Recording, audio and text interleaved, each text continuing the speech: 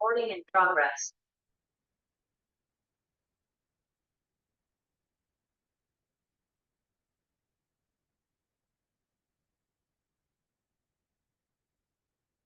I didn't even click the mouse that time. Okay. So we'll do some more modulation and demodulation and talk about modulation index and deviation ratio, which I have a hard time understanding the subtle difference between these. Frequency and time division multiplexing and orthogonal frequency division multiplexing. So in FM, okay, we can have what's called the deviation ratio, which is the ratio of the maximum carrier frequency deviation, how much your output FM signal is deviating in frequency, the maximum amount, versus the highest modulating frequency. If it's the voice signal, then I don't know what the highest voice component is of that modulating frequency, and it's that ratio. They define modulation index as the ratio between the frequency deviation of the output signal compared to the modulating signal frequency. I have a hard time understanding the real difference between these myself. They seem to think that they're slightly different. So we'll see, because there's a couple of questions. What is the deviation ratio?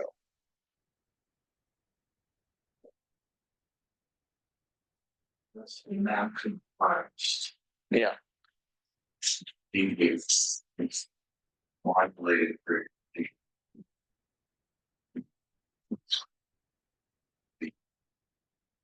So it'd be Bravo. No.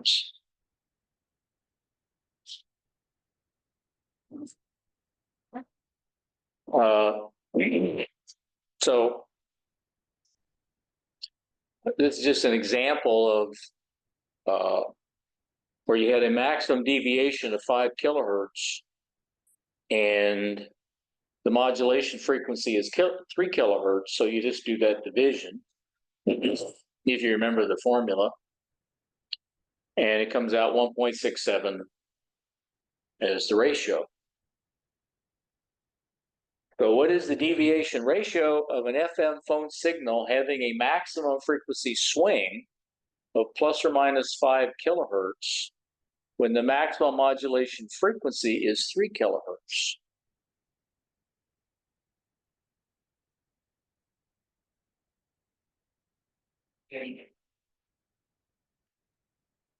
Did I give that one away? Yeah, just keep doing it. I missed that part. That way too. What's the deviation ratio of an FM phone signal having a maximum frequency swing of plus or minus 7.5 if the highest modulation frequency is 3.5?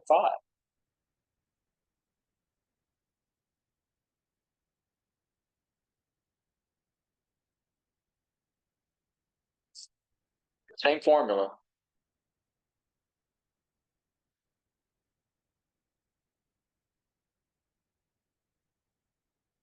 So it's on reversals. 1.15, 7.5 divided by 3.5.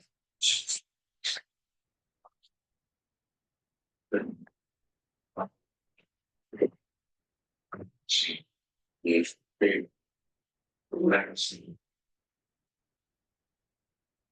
So they also have modulation index, where in the example, we have a phone signal having a maximum frequency deviation of 3 kilohertz on either side of the carrier.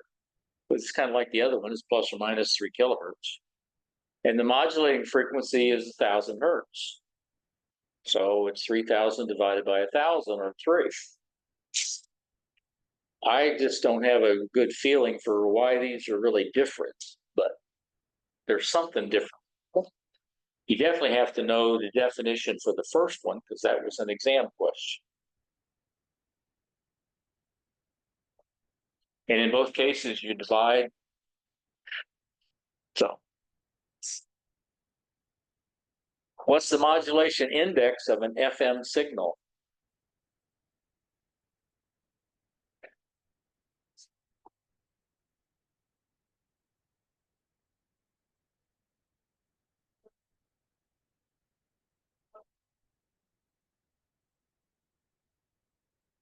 Well, it's a simpler definition. To me, it's the same thing.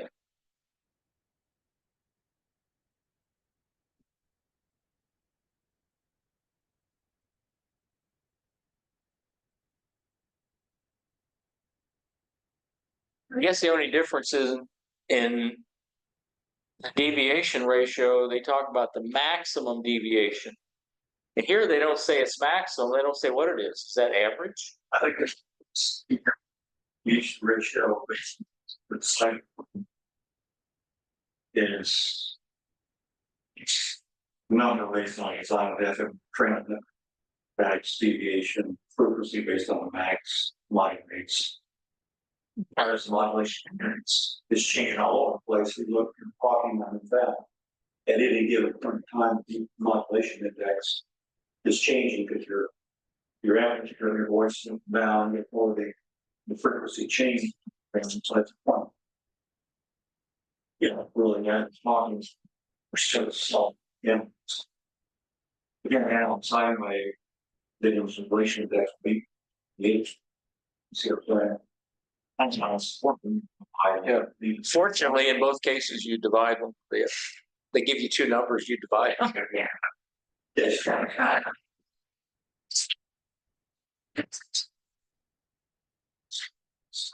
How does the modulation index of a phase modulated emission vary with RF carrier frequency?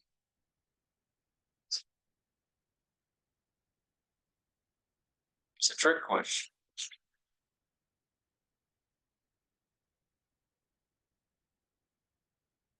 Yes. You're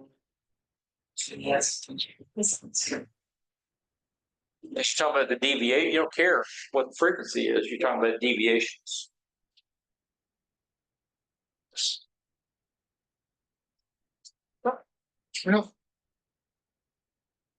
What's the modulation index of an FM phone signal having a maximum frequency deviation of 3 kilohertz either side of the carrier when the modulating frequency is 1,000 hertz?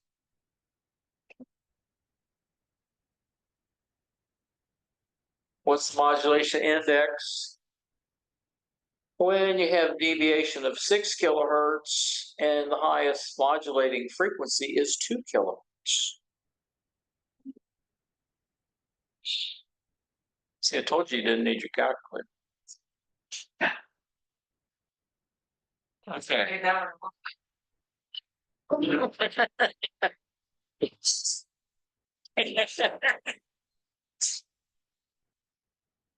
Okay. Some of these systems use multiplexing techniques to basically get multiple channels or signals into the same carrier. One is done by frequency division multiplication, and one is done by time division multiplication. In frequency division, you're taking multiple information streams and at different frequencies and using those to modulate the transmit. I think an example is if you have broadband TV,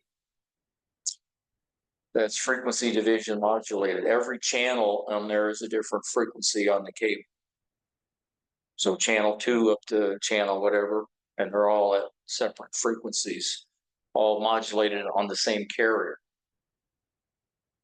Time division is you send signal A, and then signal B, and maybe signal C, and then go back A, B, C. Example is one of the things they tout about DMR, digital mobile radio, digital voice for FM handy talkies. It can do two data streams, or they call them time slots, and you can actually have two signals at the same time for that. Although I only usually see one, not sure what they do with the second one.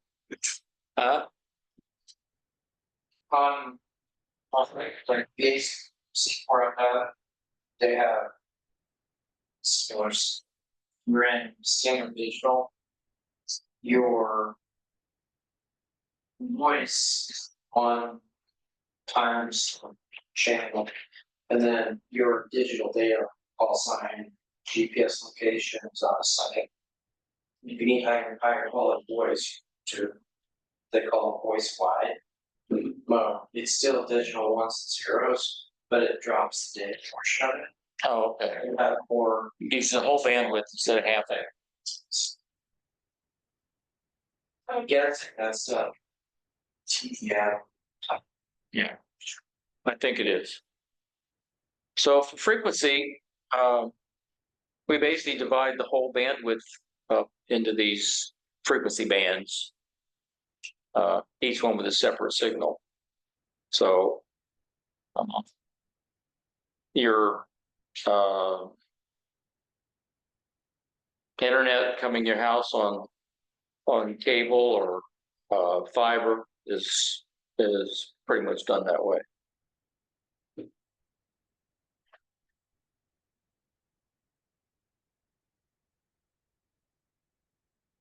So what is frequency division multiplexing?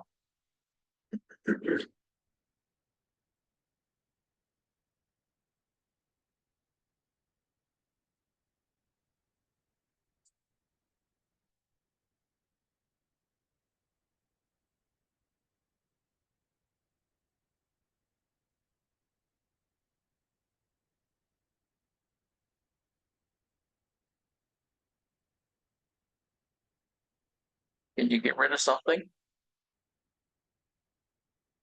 You haven't talked about A yet. We'll get there.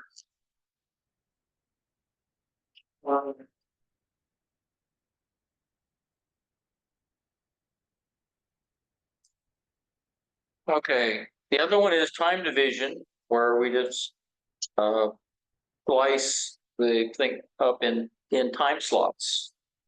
So you can have multiple signals going on, but they're multiplexed in time. Obviously, there's a limit to how many you can do, to get any kind of bandwidth because of the time it takes to do multiple channels.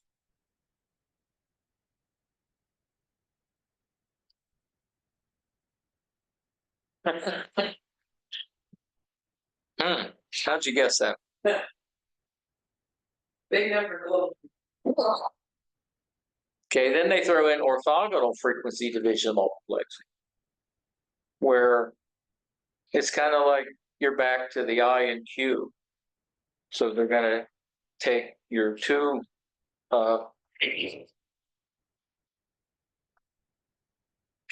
frequencies and have them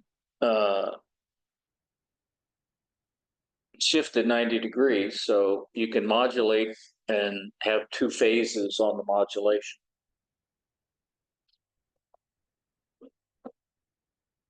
It has to be done such that they're frequencies that won't cause what they call inter-symbol interference. Just like on frequency division multiplication, you have to make sure that the separate bands don't overlap, and try not to do the harmonics of them. I guess they use this in DSL. which is maybe why my AT&T internet is so bad. That's one reason. Although they claim it's not DSL. It sure looks like DSL. Comes in on a couple pairs of copper wire. Then it's DSL. Huh? Then it's DSL. Well, they say it's not. What do they say? They don't. Just that something.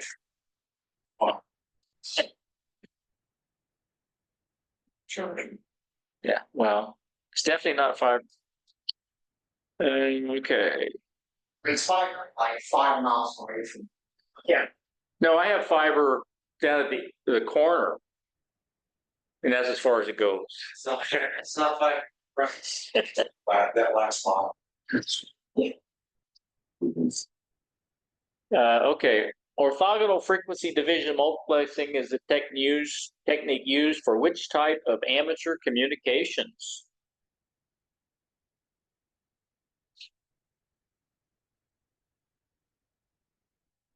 I guess we didn't talk about what it's used for.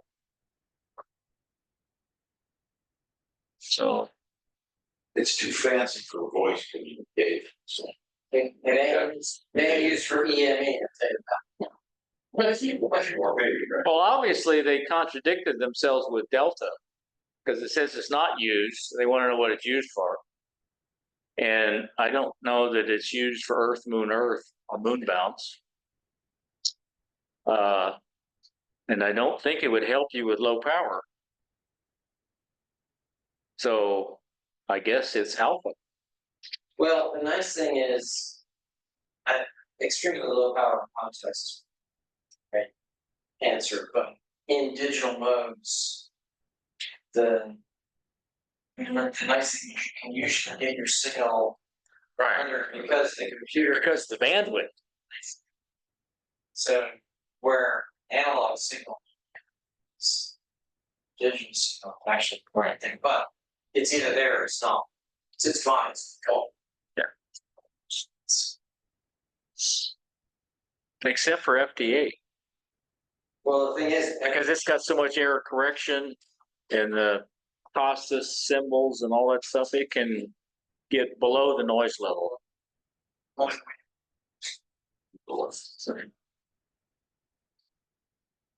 Okay, what describes orthogonal frequency division multiplexing?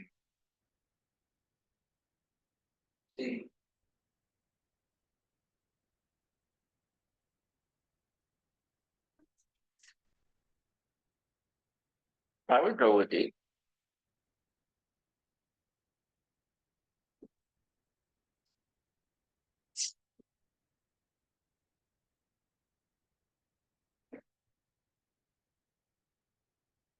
So